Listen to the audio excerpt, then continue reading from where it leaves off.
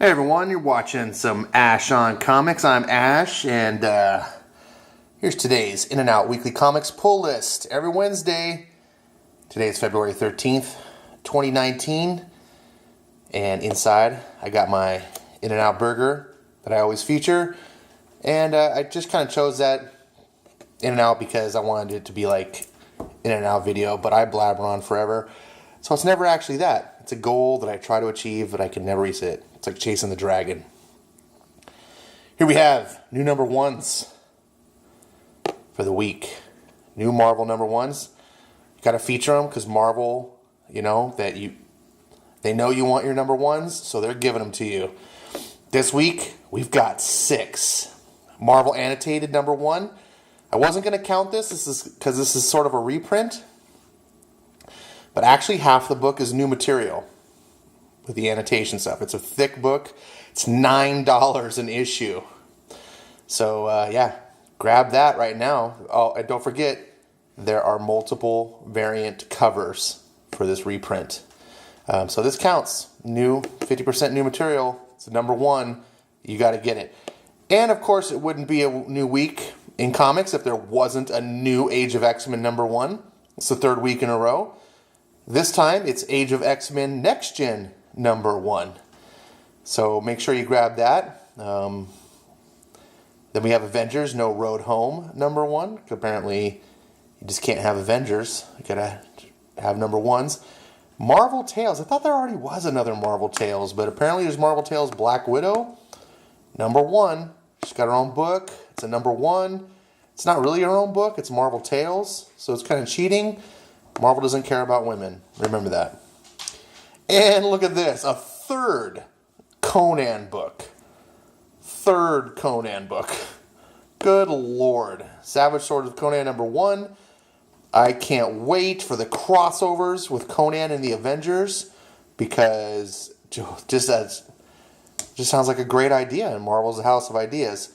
And then we have Star Wars Age of Republic. Here's another one you can't. Every week you got to have a Star Wars Age of Republic number 1. Count Dooku. There's no Star Wars Age of Republic series, which would make sense. Age of Republic 1, 2, 3, 4. No, it's a big, long mini-series of just continual number 1s. That's kind of the new thing. I think it'll be the future of Marvel. You'll just have every month or every 2 weeks or whatever they're rolling out, it'll just be like Amazing Spider-Man number 1, Amazing Spider-Man number 1 again, and Amazing Spider-Man number 1 again. And you'll have to get them because, number 1s, those are the ones to buy always. Are worth money. They'll put your kids through college. Make sure you don't miss those. The speculator market didn't crash the comic book industry. It only almost crashed the comic book industry. So there's nothing wrong with that. And then inside, we have, I'm going to unbox my burger. I haven't seen it. I don't look at it until the video. Ooh, this one got a little ruffled. Let's see. But it still looks good. It's just kind of wide open here. I don't know why they don't put it on its side. Well, I know why they want it to smile. That's their whole thing. They call it smiling. Make the burger smile. Set that down for a second. All right, back up. So this week, for whatever reason, I forgot to pick up one comic. I didn't pick up Electric Warriors. I thought it was on my pull list, but I'm not sure because it's a mini-series. I don't always put things that I'm not sure, so it might not be on my pull list, but I didn't see it on the new rack either, so I'm not sure. But this should be in my pull list for the week. I'm going to go to the store maybe tomorrow or something and pick it up. But meanwhile, here's what I actually brought home for my comics. Here's my receipt, $26.31. It's actually going to be closer to $30 once I add over $30 when I add that $4 comic.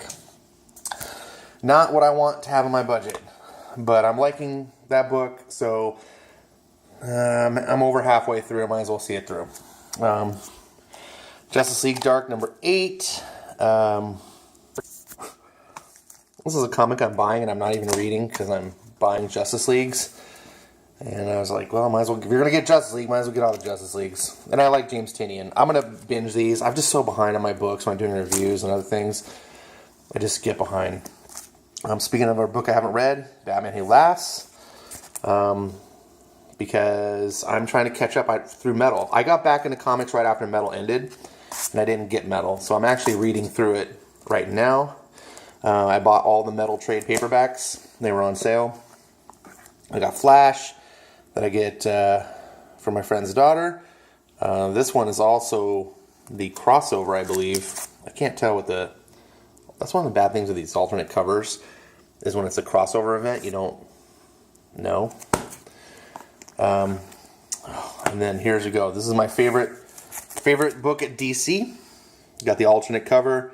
The regular cover was actually pretty good for once, but I have to get all the alternates just because I'm kind of OCD on that. I can't go back and forth. I just pick one and stay with it.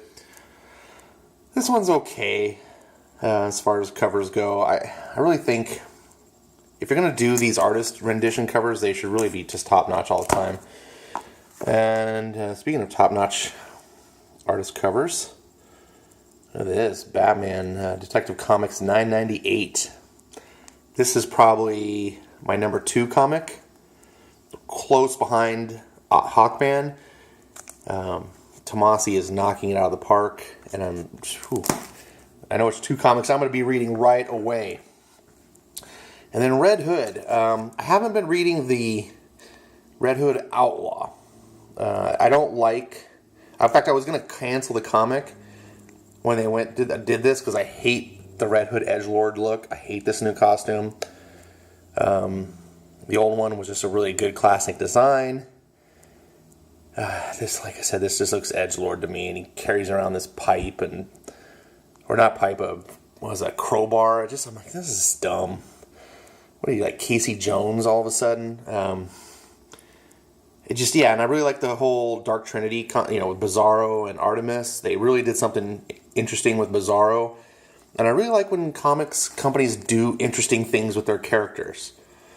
Bizarro's been around forever. He's kind of like a used up character. So I don't really care about any more Bizarro stories. But then Scott went and did this whole new story with him and made him into a hero. And I was like, wow, this is kind of cool. And it made the whole Jason Todd interesting. It's not just being a Robin running around like Nightwing. He's actually part of this team of superheroes, and Bizarro is super powerful, and Artemis is kind of a Wonder Woman wannabe, but whatever. But yeah, when I switched over, I just wasn't reading them. I was like, and I'm gonna. What happened was these covers were so amazing, and this isn't even one of the amazing ones. So I was like, I just got sucked in and kept buying them because of the covers. And speaking of sucked in and kept buying, then I showed this Superman number 8. At this point, it's just a train wreck. I'm reading this just to see how far off the rails Bendis is going to take it. That's it. I can't look away. It's literally a train wreck of comics. And since I do reviews, it gives me something entertaining to review. And they're my biggest view counts by far when it comes to comic reviews.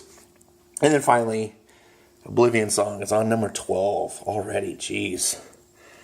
So here's a good sci-fi book. All right, speaking of crowbar, maybe you could be Red Hood. So that's my polls for this week. What do you think is going to be the best?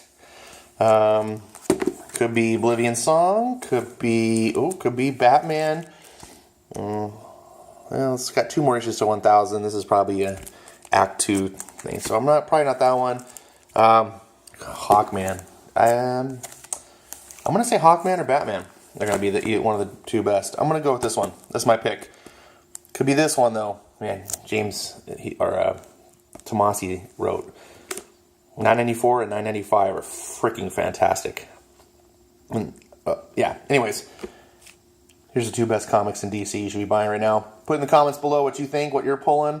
If you got your own videos, link them. I'll go watch them. And thanks for watching.